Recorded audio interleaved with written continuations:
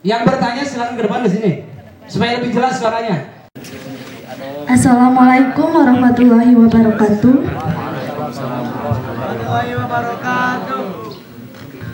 Perkenalkan, nama saya Risma Adelia dari kelas 10 IPS 2.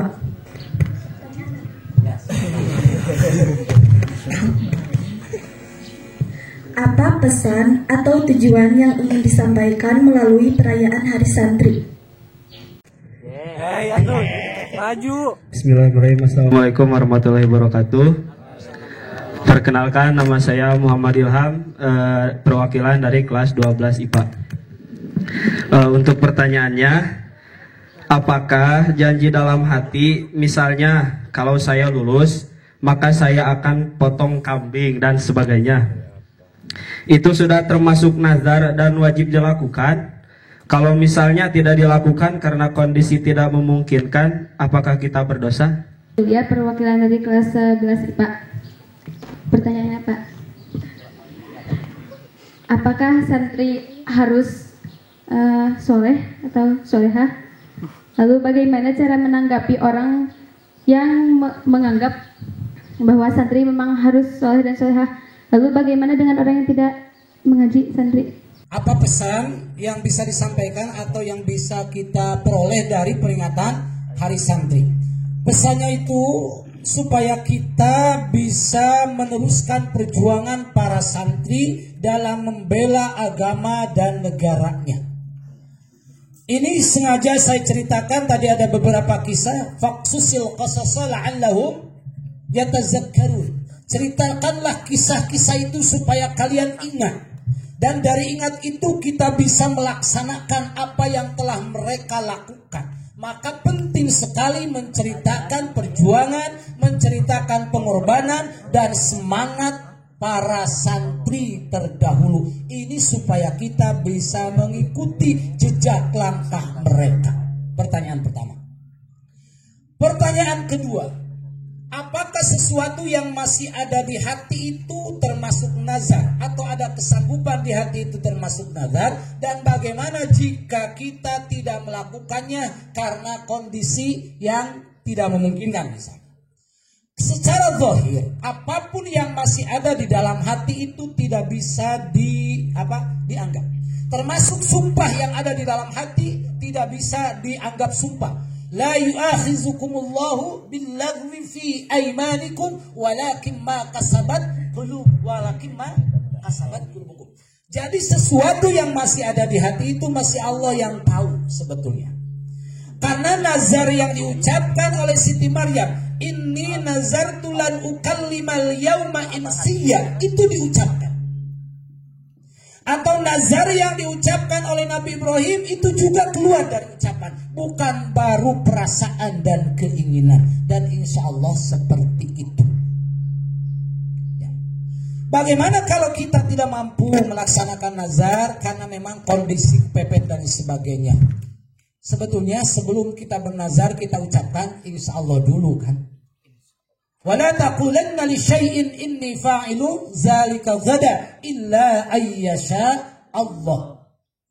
Makanya insya Allah itu penting. Ini Allah sengaja menegur Nabi Muhammad kan dalam surat Al-Kahfi ketika Nabi Muhammad diminta untuk menjelaskan tentang Zulkarnain kalau gak salah. Ya. Maka Rasul berkata, akan aku ceritakan besok. Dan Allah menegur, wala taqulanna li syai'in inni fa'ilun zalika ghada illa ayyasha Allah. Makanya seharusnya pakai insya Allah. Kalau saya lulus akan saya potong kambing dan lain sebagainya. Insya Allah. Ya paham? Mudah-mudahan. Ketiga apa? Apakah santri itu harus soleh? Semua orang harus soleh sebetulnya. Dan kalau memang ada santri yang belum soleh, ini dalam proses. Lebih baik santri yang belum soleh daripada sama sekali tidak nyantri dan tidak soleh. Kalau ada yang bilang, oh, mana santri-santri betul soleh, tinggal jawab, uing mah nyantri can soleh-soleh, komolah untuk nyantri. Benarnya, berarti jawabannya seperti itu. Saya mah monok tapi can soleh-soleh, komolah untuk monok. Berarti seperti itu. Dan tuntutan kesolehan itu untuk semua orang. Ya, salah satu cara untuk membuat kita soleh adalah mondok dan jadi santri. Biarkan orang di luar pesantren seperti apa kelakuannya. Maaf, misalnya mabuk-mabukan, perjudian, perzinaan dan sebagainya. Tetapi kita hidup di lingkungan pesantren, digodok, dibina, dididik oleh para kiai. Insya Allah kita akan jadi soleh. Kita lihat kisah Nabi Musa. Nabi Musa itu hidup di tengah-tengah Fir'aun.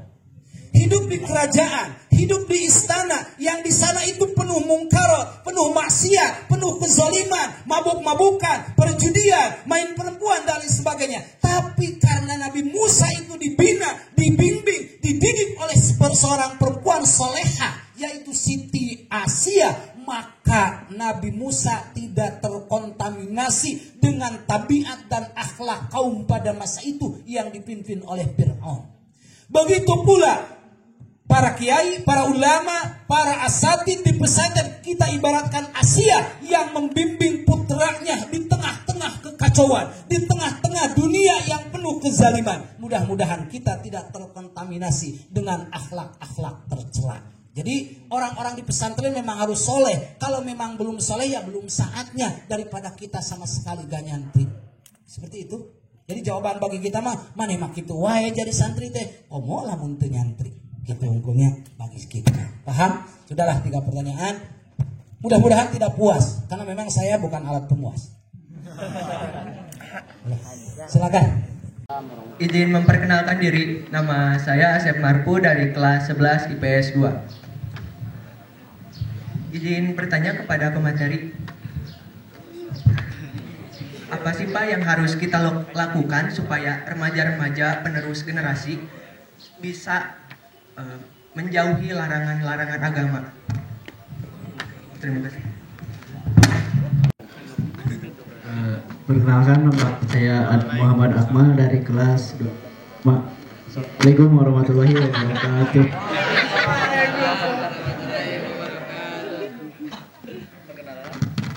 Izin bertanya, pertanyaan kayaknya.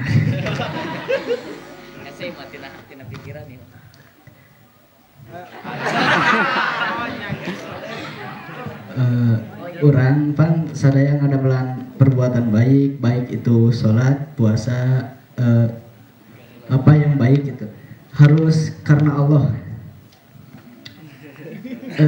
Gimana sih karena Allah itu gitu? Apakah kita melakukan sholat, melakukan puasa, melakukan zakat hanya ingin masuk surga, hanya ingin tidak masuk neraka? Apakah itu karena Allah? Apa gimana gitu Pak? Sekian dari saya. Wassalamualaikum warahmatullahi wabarakatuh. Waalaikumsalam warahmatullahi wabarakatuh. Asep Marhu tentang apa? Supaya kita bisa menghindari larangan agama. Bagaimana caranya supaya kita bisa menghindari larangan-larangan agama? Sebetulnya banyak hal yang menjadi kiat-kiat untuk bisa menjauhi larangan agama, menghindari larangan agama. Tapi menurut saya yang paling tepat dan singkat untuk bisa menjauhi larangan agama, ketahuilah bahayanya. Kalau Anda tahu bahaya minum minuman keras, mabuk-mabukan, pasti akan menjauhinya. Kalau Anda tahu bahayanya perjudian, slot dan lain sebagainya maksudnya. Dan Anda tahu bahayanya, maka pasti akan Anda hindari. Kalau Anda tahu bahayanya bolos, kalau Anda tahu bahayanya datang terlambat, maka pasti akan dijauhi. Wa man lam ya'rif as-su'a yaqa' fi. Maka siapapun yang tidak tahu jelek, tidak tahu bahayanya, maka dia akan terjerumus ke dalamnya. Hati-hati. Makanya supaya kita menjauhi larangan agama, cari tahu apa akibatnya. Insya Allah. Kalau tahu akibatnya, kita akan takut. Kalau takut, kita akan hindari perbuatan tersebut. Pertanyaan kedua dari Ade. Apa sih ikhlas itu? Ikhlas sama ridho sama enggak?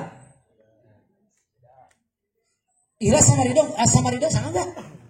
Ikhlas itu ridho. Ridho itu ikhlas itu. Misalnya, kalau karena kalian nakal lalu saya marahi, kalian itu ikhlas apa ridho? Ikhlas? Itu gini, gitu ya. Ikhlas jeung ridho, Pak. Iya, di pelajaran ya. Kalau kalian ngasih uang, misalnya ada teman kita yang lupa bawa uang jajan, misalnya, atau memang karena apalah, kita punya uang lebih, kita kasih uang tersebut pada teman kita yang nggak bawa uang jajan, itu ikhlas apa ridho? Kalau misalnya kalian sekarang sudah setia-setianya, tapi disakiti, itu ikhlas apa ridho? Ridho. Pati mikir mi kepala badinya nya. Terido, Pak. Terido, ikhlas. Sekali lagi, kalian nakal, saya marahi. Kalian itu ikhlas apa ridho? Teu ikhlas, teu ridho nu jelas nya. Da sok ceurik. Perempuan apalagi, perempuan itu nangisnya luar biasa. Dan senjata paling ampuh bagi perempuan itu menangis. Karena tangisan perempuan itu walaupun salah, laki-laki bisa minta maaf. Laki-laki salah? Salah.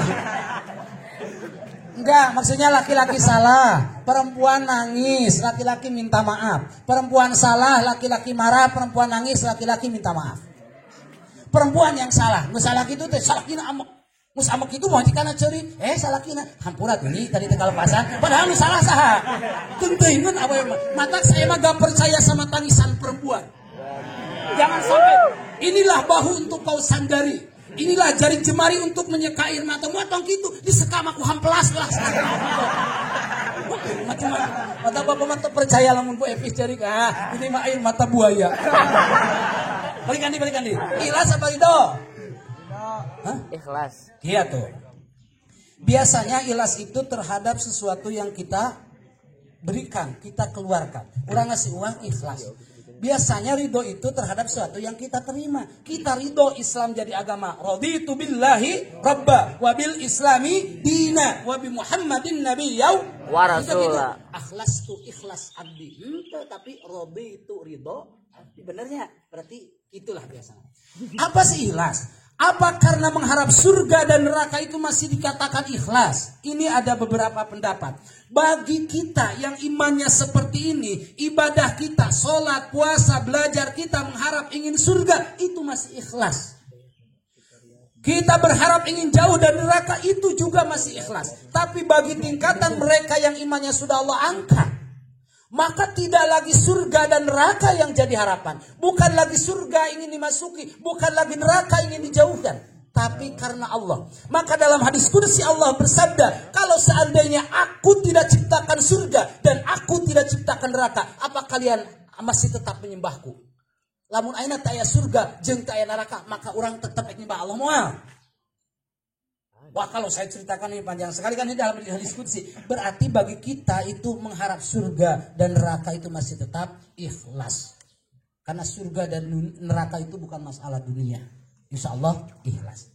Karena kita masih takut surga, masih takut neraka, masih ingin ke surga. Beda lagi dengan Rabbiyah al-Adawiyah. Ya Allah, seandainya aku menyembahmu karena ingin surga, maka jauhkan surga dari diriku. Dan seandainya aku menyembahmu karena aku takut neraka, maka lemparkanlah tubuhku ke dalam api neraka. Dan ini jangan kita ucapkan, disininya akan ku Allah. Ini mana macam-macam cenah. Ibadah karek kitu mung surga gitu, lain mung surga. Maksudnya Rabbiyah Adawiyah itu ibadahnya bukan karena ingin surga dan bukan karena takut neraka. Masih ada satu pertanyaan lagi, boleh? Bismillahirrahmanirrahim. Assalamualaikum warahmatullahi wabarakatuh. Perkenalkan, nama saya Asep Maulana, perwakilan dari kelas 11 IPS 1. Izin bertanya, di manakah pondok pesantren pertama di Indonesia dan siapakah pendirinya? Terima kasih.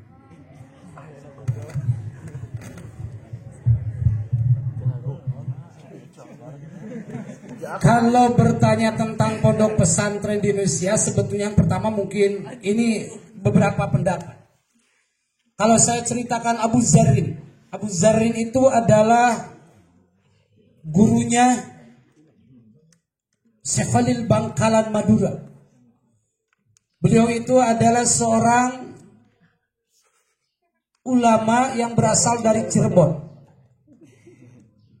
Lalu beliau itu pergi ke Pasuruan, Jawa Timur. Pada saat itu di Jawa Timur, ini masa penjajahan Belanda. Dan itu sudah ada pesantren. Pesantrennya kalau gak salah di sana itu apa ya? Lupa lagi saya namanya. Karena bacanya Kamari. Oh doi. Saya kira gak ada pertanyaan seperti ini. Kalau memang takutnya ada pertanyaan seperti ini, pasti saya baca semuanya. Setelah itu dia mondok di sana beberapa tahun.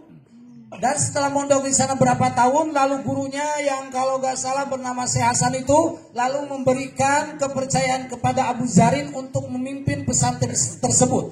Dan setelah itu Abu Zarin membuat pesantren yang agak jauh dari pesantren tersebut. Beliau mendirikan juga pesantren yang pada akhirnya Syekh Khalil Bangkalan Madura datang ke Abu Zarin untuk belajar. Ini jauh sebelum Indonesia merdeka. Dan beberapa pesantren Indonesia seperti apa? Buntet itu pesantren lama. Jauh sebelum Indonesia merdeka. Karena pejuangnya Kiai Abbas itu yang menjadi macan dari Jawa Barat. Yang dulu ketika Bung Tomo ingin melakukan perlawanan di Surabaya pada tanggal 9 November. Tapi Hadratus Syekh Hasyim Asy'ari melarang Bung Tomo mengadakan perlawanan pada tanggal 9 November dengan alasan menunggu dulu singa dari Jawa Barat, dari Cirebon bernama Kiai Abbas. Berarti pada saat itu pesantren Cirebon sudah ada di Buntet. Dan ini merupakan pesantren tertua di Indonesia salah satunya. Bisa kalian cari beberapa sumber untuk mengetahui pesantren apa yang paling pertama dan pendirinya siapa. Yang saya baca 2 hari yang lalu, bukan kemarin, 2 hari yang lalu itu adalah cerita pesantren Buntet, pesantren Sidogiri dan pesantren Tebu Ireng Jombang. Jadi itu merupakan salah satu pondok pesantren tertua di Indonesia dan alhamdulillah masih bertahan sampai saat ini. Ya, mohon maaf kalau memang tidak memuaskan, bukan alat pemuas. Kalau memang kata-kata saya kasar, memang saya bukan makhluk halus. Puas tidak puas, yang jelas semangat harus selalu dijaga. Enak tidak enak, nyaman tidak nyaman, perjuangan harus kita lanjutkan. Negeri ini butuh kita, bangsa ini butuh kita, agama ini butuh kita untuk bisa lestari dan aman selamanya. Para santriwan santriwati, terutama bapak-bapak dan ibu-ibu guru, mohon maaf yang sebesar-besarnya apabila ada kata-kata saya yang kurang berkenan. Terima kasih.